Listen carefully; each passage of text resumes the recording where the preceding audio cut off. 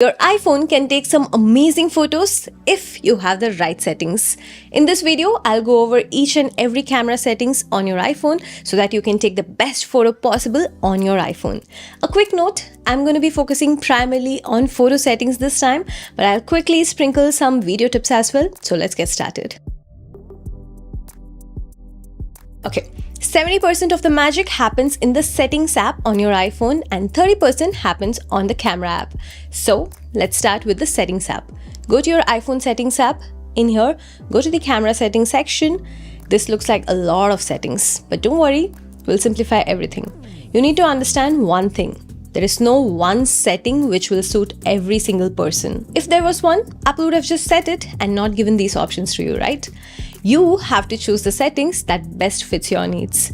As I go over these settings, I'll explain when each setting needs to be chosen and who it'll fit the best. And second, I'm using an iPhone 16 Pro Max. Some settings may not be available on older phones, but I'll call it out when tweaking them. With that in mind, slightly scroll down and select the format section here. This is the most important setting, so we'll start here. Under camera capture, select high efficiency. High efficiency or HEIF photos is a newer compression format. Most compatible is the generally known JPEG format. JPEG or most compatible will create slightly better but also slightly larger images. The image quality difference is barely noticeable, but the size difference is significant, especially if you take high-res photos.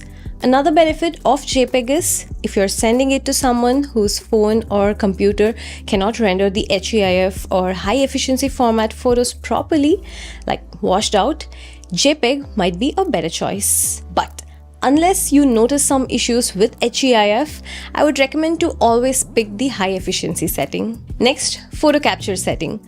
My iPhone 16 Pro Max has a 48 megapixel main sensor, but it generally takes only 12 or 24 megapixel photos by default. This setting is to tell what megapixel to shoot in by default. If you have picked the high efficiency, choose the 24 megapixel. As you can see, it can take approximately 3 megabytes per photo.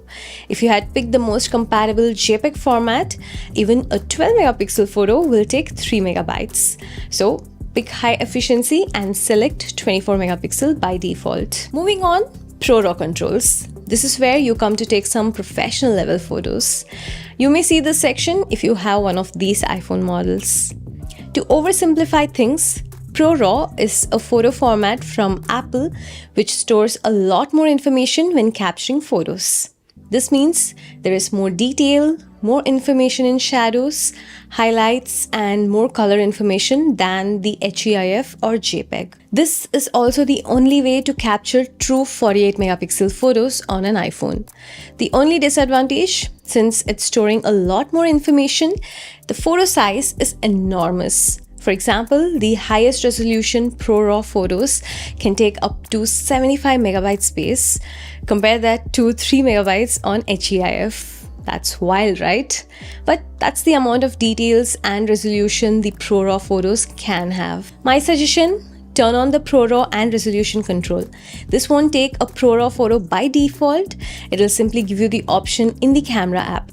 Enable ProRAW photos in camera only when you know it's an important shot. For everyday use, just keep ProRAW disabled and take HEIF photos. I will show all these settings in the camera app later. Even under ProRAW, there are some more extra settings. Let's understand those first. Once you have enabled ProRAW controls, go to ProRAW default settings. The top section says what sort of information to capture, and the bottom section says how to sort them in an image file. HEIF Max captures less detail, but just in 48 megapixels. ProRAW captures as much information possible in either 12 or 48 megapixels, but in a larger file. My recommendation here, since you will turn this on only when you need for the best photos, choose Pro Max to capture every detail possible. I'll give you more tips on this when we talk about the camera app. Under ProRAW format, I'd actually go with the JPEG XL lossless. JPEG XL is a newer format and JPEG XL lossless is a good middle ground between file size and data stored. Okay, as I said, we'll talk more about these when we go to the camera app.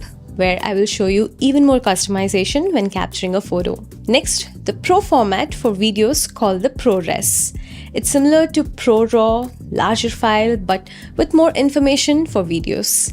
I'll make a separate video on iPhone video settings where I will talk all about this in more detail. Okay, now let's go back. We have already set some important settings, a few more smaller changes to make things easy while capturing photos. Go to Preserve Settings. This whole page is to tell your iPhone which settings to keep when exiting and opening the camera app again. For example, I changed the aspect ratio in the camera app. If I exit the app and come back again, the app will default back to 4:3. To retain the settings, you can come here and enable creative controls. Now it'll make sure to leave it at the last used settings. You can adjust your preference here. What I would like to preserve are camera mode, controls menu, exposure adjustment, night mode, and live photo. Again, there is no right setting here. Tweak it on what you feel improves your workflow. Going back again, under composition, enable grid level, mirror front camera, and disable view outside the frame.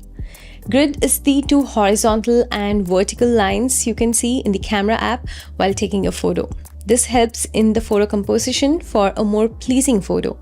Keep the subject in one of these intersection points for a more pleasing photo.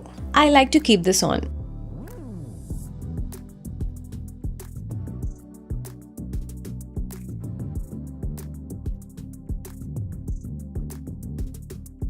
When the level is turned on, the camera app will tell if I'm holding the phone in level. Take a level photo unless you're intentionally aiming for a creative shot. Mirror front camera will take your selfie like someone is taking from a back camera perspective.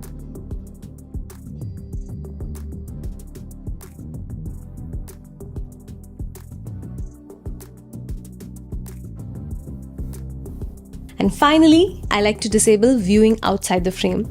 This is how the app looks with this setting on, and this is how it looks with the setting disabled. Viewing outside the frame messes up my composition sometimes, and I like to keep it off. As always, pick these settings which best work for your workflow. Okay, final setting in this settings app. Go to Fusion Camera section. This is again something which will be present in newer phones with a Fusion 48 megapixel camera. Enable 28mm and 35mm. Keep the default to 1x. This setting enables 1.2x and 1.5x modes in the main camera. You can use the 1.2 and 1.5x modes in the camera app like this. This 1.5x fusion mode is not as same as capturing in 1x and cropping it 1.5 times. Since newer iPhones have 48 megapixel camera, and when you capture at 1.5x, it uses the middle part of the sensor to capture in full 24 megapixel. Since the default photo at 1x is also 24 megapixel in iPhones, capturing at 1x and then cropping to 1.5 times will result only in a 12 megapixel photo.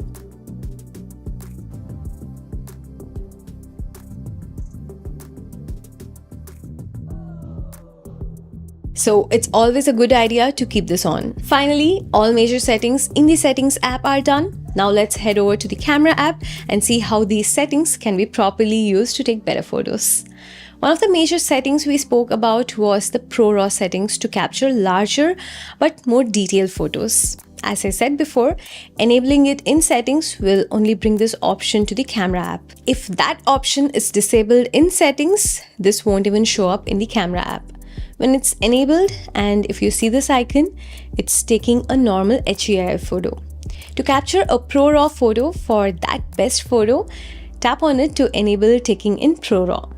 When you capture now and view the photo information, you can see that this photo is now a ProRAW photo with a much larger file size. It may look exactly the same as a non-ProRAW photo at first glance, but it contains a lot more data than a regular photo.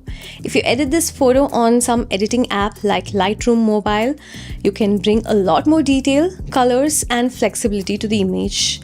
A regular photo will not be able to bring as much detail in dark and bright parts of the image. Check this contrasty scene in a normal photo. When I try to bring down the highlights, not much details are recoverable. This is a ProRAW photo When I bring down the highlights, a lot more information can be seen. Second, the default ProRAW setting is the one you set in the settings here, like ProRAW Max at JPEG XL lossless. But say you just want to take a 48 megapixel photo in HEIF. You can view those additional options in the camera app by long pressing on the ProRAW option. It'll expand to show all of the available options. Here you can pick HEIF Max to just take a 48 megapixel photo, which will be a much smaller but higher resolution photo. And since you didn't preserve the ProRAW settings, the next time you can open the camera, it will open back in the default mode, saving precious storage on your iPhone. This way you can enable the highest setting only when you need it. The same thing applies for video as well. In the video mode, it's called ProRes in the video mode. Okay, a lot of settings, a lot of information. Hopefully now you know which setting to turn on for which situation and how to tweak them according to your needs. These are just settings. I'll make a separate video to give you more tips and tricks in capturing a good photo, including composition techniques, exposure techniques, iPhone hidden camera features, etc. If you think that'll be a useful video, let me know in the comments and I'll definitely prioritize making it. Finally, please leave a like and subscribe to the channel. It helps me grow and make videos that most matter to you all. I'll see you in the next one. This is Sanjana. Bye-bye.